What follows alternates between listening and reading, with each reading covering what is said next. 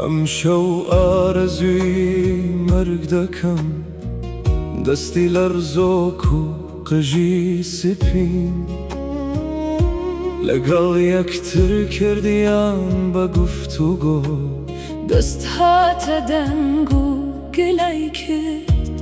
زۆرم نووسی و سفی جوانانم کرد، قژ هاتە وەڵام و گوتی بیری فراوانت، نیشتیمان و دایک و عەشقت تێکەڵ کرد. تاڵی سپیت بە تەواوی دەرخست. چاوی کەزم هاتە گریان و گوتی ڕەحمێک ناکەن بە منی ماندوو، دەم بنەوە بۆ ڕابردوو، یادەگاری تاڵ و شیری، عەشق و خۆشەویستی، نیشتیمان و خۆراگری، هەموو دەهێنەوە یادم.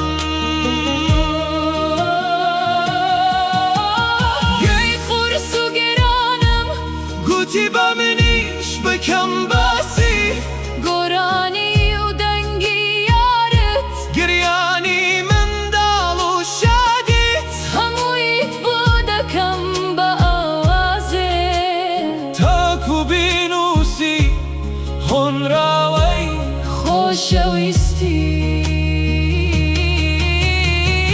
تەمەن هەمووانی بێدەنگ کرد، ناڕەحەتی و سەختی دەرخست، هەمووان کەوتنە گوفتوگۆ، گوتیان شەرمەزارین لە ئاستی تۆ. چۆن بەرگت گرتووە و نەمردووی،